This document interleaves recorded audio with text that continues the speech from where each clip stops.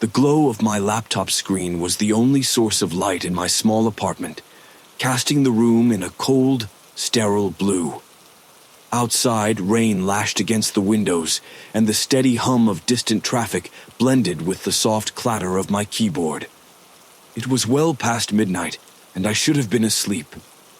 But the quiet thrill of late-night exploration had always been my weakness, and tonight was no different. For weeks, I had been diving deeper into the dark web, an uncharted abyss of hidden sights and forbidden knowledge. It was a digital frontier, equal parts thrilling and unnerving. Most of what I found was mundane: obscure forums, illegal marketplaces, conspiracy theorists spinning intricate webs. But I was searching for something more, though I couldn't quite define what. Then I found it. The site didn't have a name, just a sequence of numbers and symbols in the URL that made no sense. It was buried deep, only accessible through a series of encrypted links I'd stumbled upon by chance. When I clicked, my screen flickered, and the browser froze for a moment, as if hesitant to open the page. The forum was stark and minimalist. Black background, white text, and a single post pinned to the top. 32. Those who see cannot escape. The title sent a chill through me. Beneath it, a message. This is your final warning. Turn back now. Once you proceed, there is no undoing what you will learn. I hesitated, my cursor hovering over the link. It felt ridiculous to be afraid of something so intangible, a website, a line of text. But the silence in my apartment seemed heavier now, the rain tapping against the glass like impatient fingers. I clicked. The page that loaded was strange. At first it seemed empty, a vast black screen. But then, lines of text began to appear, typing themselves out in a slow, deliberate crawl. The world you know is a facade. There are layers beneath layers, truths buried under lies. What you're about to uncover is one such truth, but it comes at a cost: your freedom. The words stopped. A symbol appeared next, a strange sigil, jagged and angular, almost painful to look at. My eyes watered as I stared at it, unable to look away. A soft sound broke the silence. A whisper. I whipped my head around, but the apartment was empty. The sound hadn't come from outside. It had come from my laptop. Then the screen flickered again, and my browser crashed. I sat there for a moment, heart pounding. The symbol was burned into my mind, lingering like an afterimage. I shook my head, forcing myself to laugh. It was probably just an elaborate prank, some hacker's way of spooking thrill-seekers like me. But when I closed my laptop, I felt it. A shift in the air. A quiet, crawling sense that I wasn't alone. The morning brought little comfort. I woke to my phone buzzing with notifications, but when I checked, the screen was blank. No calls, no messages, nothing. It was as though the alerts had evaporated the moment I tried to view them. Pushing the strange glitch aside, I settled at my desk and opened my laptop. As the screen blinked to life, my stomach dropped. The strange sigil from the forum was now my wallpaper, its jagged lines glowing faintly against the black background. "What the hell?" I muttered, clicking to change the settings. But the option was grayed out, unresponsive. No matter what I tried, the symbol remained. It was a minor inconvenience, but it unnerved me. I hadn't downloaded anything from that site, at least not intentionally. Was it possible I'd been hacked? I resolved to run a virus scan later and moved on. That was when the messages started. At first I thought they were emails. They popped up in the corner of my screen, brief flashes of text. "Do you regret clicking? You can't escape. 32 sees all." I clicked to open them, but they disappeared before I could read more. Frustrated, I checked my inbox, but it was empty. No trace of the messages. As the day wore on, the anomalies grew worse. My cursor moved on its own, darting across the screen in erratic patterns. The speakers emitted faint whispers, garbled words that I couldn't quite make out. Every time I tried to work, pop-ups appeared, each one displaying that same cryptic sigil. By evening, I was beginning to feel the weight of it. The constant disruptions, the eerie whispers, the unshakable sense that I was being watched. It was like the website had reached out and taken hold of me. I called a friend, desperate for a distraction. As I spoke, I glanced at my reflection in the darkened laptop screen and froze. Behind me, faint but unmistakable, was the outline of a figure. I spun around, heart hammering. The room was empty. "Are you okay?" my friend asked, their voice crackling through the receiver. "Yeah," I lied. "Just tired." When I hung up, I shut the laptop and pushed it aside, unable to stand the sight of that cursed symbol any longer.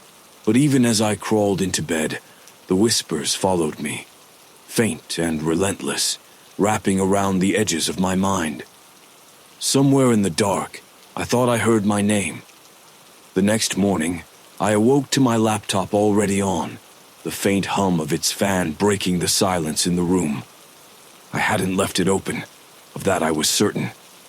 The screen glowed faintly in the dim light, displaying a message written in stark white letters against the black background. "There are rules. Follow them, or face the consequence." My breath caught in my throat as the text shifted, letters vanishing and rearranging themselves with mechanical precision. Rule 1. Do not share what you've seen. Rule 2. Do not attempt to delete this file. Rule 3. Do not disconnect from the forum. The message lingered for a moment before the screen went black. Then, almost immediately, a new window opened, a blank chat room with a single blinking cursor. I stared at it, half expecting another ominous warning, but nothing appeared. For minutes, I debated whether to type something. A sharp, cold fear told me to shut the laptop and walk away, to stop whatever madness this was before it spiraled further. But the rational part of me, desperate for answers, finally won out. I typed a single word. "Why?" The response came instantly, as though the entity, or whatever this was, had been waiting. "You broke the barrier. You've been seen. There is no undoing this." My fingers trembled as I replied. "Seen by what?" This time there was a pause. The blinking cursor seemed to taunt me with its silence before a new message appeared. 32. The observer. The witness. The boundless. The words sent a chill down my spine. They felt alien, wrong, as though they didn't belong to the world I knew. I reached to close the laptop, but the moment I touched the trackpad, the screen shifted again. This time an image filled the display, a grainy black and white video feed of my apartment. I recoiled, almost toppling my chair. The camera angle was from above, showing the top of my head as I sat at the desk. My blood ran cold as I realized there was no camera in that corner of the room. It was watching me. I slammed the laptop shut and stumbled back, my chest tight with panic. But even with the device closed, I could feel its presence, an oppressive weight that hung in the air. The rest of the day was a blur. I avoided the laptop, leaving it untouched on my desk while I tried to go about my routine. But the feeling of being watched persisted, growing stronger with each passing hour. Shadows seemed longer, the silence heavier, and my reflection in windows and mirrors felt wrong, as if it lagged ever so slightly behind my movements. By evening, desperation drove me to research. I scoured forums, obscure blogs, and archived pages, searching for anything that could explain what was happening. That was when I stumbled upon a thread, a hidden community of users sharing eerily similar experiences. They called it the Curse of 32. The posts were scattered, disjointed accounts of people who had encountered the same website. Some claim to have escaped by following the rules, while others describe their lives unraveling in terrifying, unexplainable ways. One recurring warning stood out. Do not defy the rules. The more you resist, the stronger it becomes. The words hung in my mind like a threat. My instincts screamed at me to stop reading, to leave the forum, but I couldn't. I needed to know what I was up against. One post caught my attention. If it starts manifesting in your life, you're running out of time. My stomach dropped. Manifesting. That was exactly what had been happening. The whispers, the shadows, the figure in my reflection. I couldn't deny it any longer. This wasn't just a glitch or a prank. It was real. The first manifestation came later that night. I was brushing my teeth, trying to calm the storm of unease brewing inside me, when the bathroom light flickered. I froze, toothbrush poised mid-air, and stared at the mirror. At first, my reflection seemed normal, but then I noticed it, just a slight delay, barely perceptible. I raised my hand and my reflection followed, but there was the faintest hesitation, like it was deciding whether to mimic me. I backed away, my breath shallow. The light flickered again, plunging the room into momentary darkness. When it came back, my reflection was smiling. I wasn't. The lights went out completely then, leaving me in total darkness. My heart pounded as I groped for the door, throwing it open and stumbling into the hallway. The whispers began again. Faint at first, like a breeze brushing past my ears, but growing louder, more insistent. They came from everywhere and nowhere, a cacophony of voices speaking in a language I couldn't understand. I rushed to the living room, grabbing my phone, desperate to call someone, anyone. But the screen was filled with static. The whispers grew sharper, piercing, like nails scraping against glass, and then they stopped. The silence that followed was suffocating. I felt it before I saw it, the shift in the air, the prickling sensation at the nape of my neck. Slowly I turned. The laptop was open. I hadn't touched it since that morning, but there it was, its screen glowing faintly in the darkness. The sigil stared back at me, pulsating faintly as if alive. A single line of text appeared. You broke the rules. I fell to my knees, the weight of those words crushing.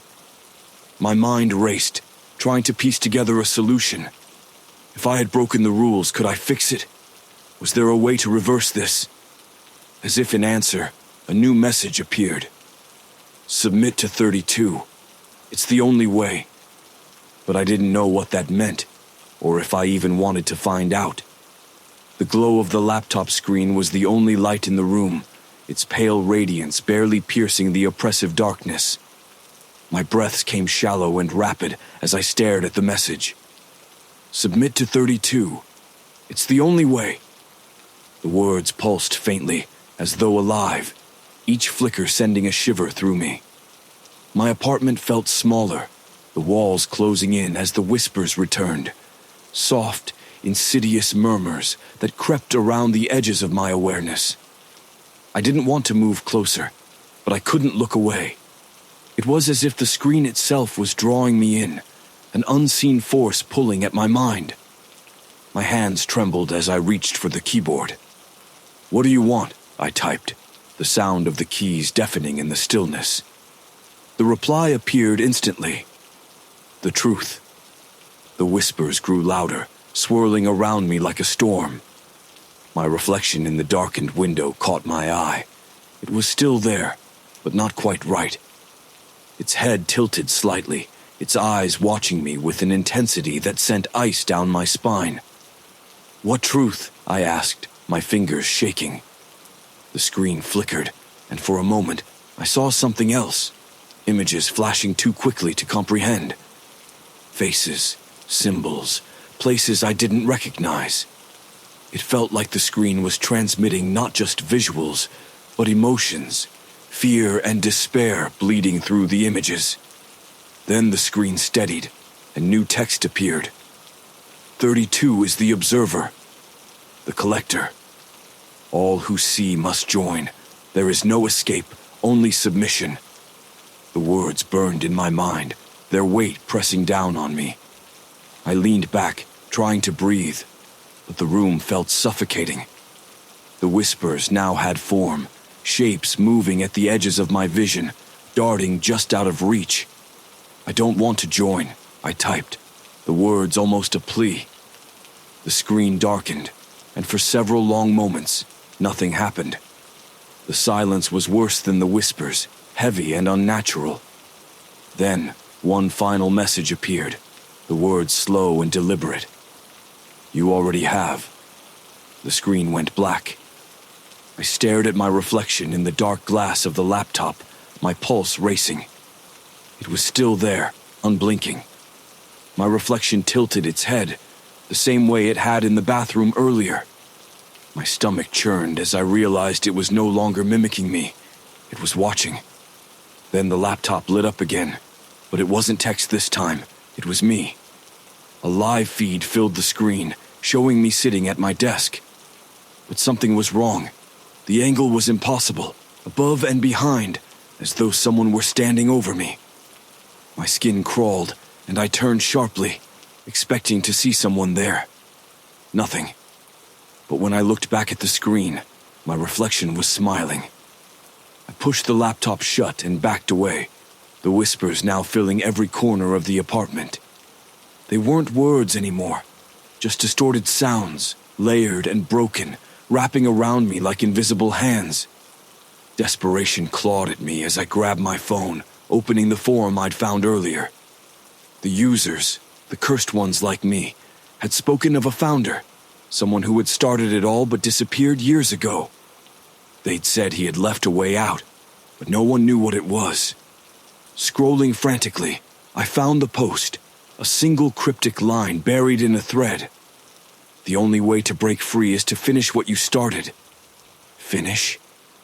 I didn't know what that meant, but I had no other choice. With trembling hands, I reopened the laptop. The screen blazed to life, showing the sigil again, brighter now, pulsating like a heartbeat. The whispers fell silent, replaced by a single word echoing through the room. Enter. My fingers hovered over the keyboard. The fear was suffocating, every instinct screaming at me to stop. But there was no other way. Slowly I typed, I submit. The laptop screen went white, its glow blinding. The whispers stopped, the air stilled, and for a brief moment, everything felt normal again. Then, a final message appeared. Connection complete. Welcome to 32 inches. The laptop shut itself off, leaving me alone in the dark.